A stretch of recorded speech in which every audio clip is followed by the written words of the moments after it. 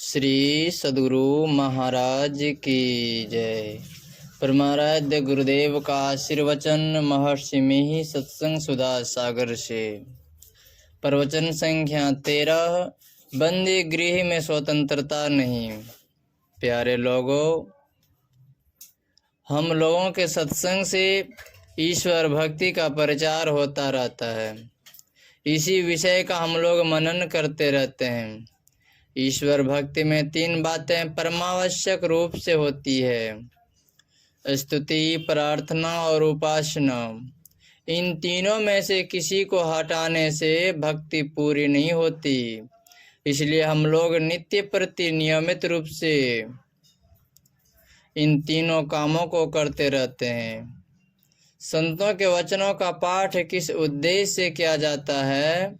यही कि हम लोग जाने कि इस देश में हमारे पहले जो बड़े बड़े साधु संत महात्मा अवतार वगैरह हुए हैं, उनका विचार ईश्वर और उनकी प्राप्ति के विषय में क्या है। इसलिए हम लोग अवतारों और सब संतों के वाणियों का पाठ सत्संग में क्या करते हैं। मुक्तिकोपनिषद भारतीय संतवाणी से पहले की है।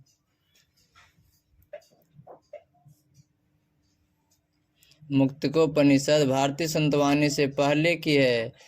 इसमें श्री राम हनुमान जी को उपदेश देते हैं, नित्य आनंद प्राप्त करने के हेतु ईश्वर की भक्ति करके मुक्ति को प्राप्त करो। जीव शरीर और संसार में बंदी हो गया है, उसका इससे छूट जाना उसकी मुक्ति है। इस बंदीगिरी में पड़े रहने से स्वतंत्रता नहीं है।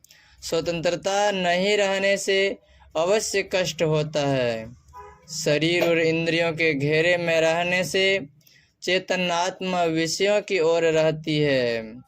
विषयों में रहने से चंचलता रहती है और तृष्णा बढ़ जाती है। चेतनात्मा तृष्णा की डोरी पर दौड़ती रहती है। फिर शांति, तृप्ति और मुक्ति कहाँ? इसी शांति, तृप्ति और मुक्ति के लिए कहते हैं कि चित्त की वृत्ति का निरोध करो। शरीर में रहते हुए इसका निरोध होने पर जीवन मुक्त तथा शरीर छूटने पर विदेह मुक्ति होती है। पुनः श्री राम ने बताया, मेरे स्वरूप का ध्यान करो। मेरा स्वरूप अशब्द, अस्पर्श, अरूप, अविनाशी, अस्वाद, अगंध, अनाम और गोत्रहीन, दुख हरण करने वाला है। मेरे इस तरह के रूप का नित्य भजन करो। अशब्दम स्पर्शम रूपम व्ययम तथा रसम नित्यम गंधवच्चयत् अनाम गोत्रम मम रूपमिदृश्यम भजस्व नित्यम पवनात्मजारतिहन। इस ध्यान में बड़ी एकाग्रता की जरूरत है, क्योंकि एकाग्रता में सूरत का सिमटाव में उसकी उधर्व गति और उधर्व गति से ही माइक आवरणों से पार कर परमात्म स्वरूप का ग्रहण हो सकेगा। चित्त धर्म निरोध व एकाग्रता के लिए प्राण स्पंदन और वासना, इन दोनों में से किसी एक को रोको। प्राण का हिलना बंद करो तो वासना नष्ट हो जाएगी और वासना रोकने पर प्राण स्पंदन रुक जाएगा। इसके लिए एक तत्व का दृढ़ अभ्यास करो। ऐसा करने से जैसे बहुत जाड़े के समय हेमंत ऋतु में कमल का नाश हो जाता है, इसी तरह जो एक तत्व का दृढ़ अभ्यास करेगा तो वह काम वासना का नाश करेगा और वही परमात्म स्वरूप को प्राप्त कर परम शांति को भोगेगा। इसके लिए अध्यात्म विद्या की शिक्षा, साधु संग, वासना परित्याग तथा प्राण स्पंदन निरोध, ये 4 बातें आवश्यक है।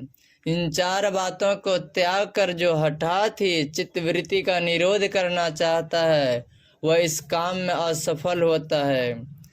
जिस प्रकार कमल नाल में बहुत कोमल सूत होते हैं, उनमें मस्त हाथी को नहीं बांध सकते, उसी प्रकार दुराग्रह से मन को नहीं रोक सकते। प्राण स्पंदन निरोध तथा सूरत के पूर्ण सिमटाव के लिए एक बिंदुता प्राप्त करो।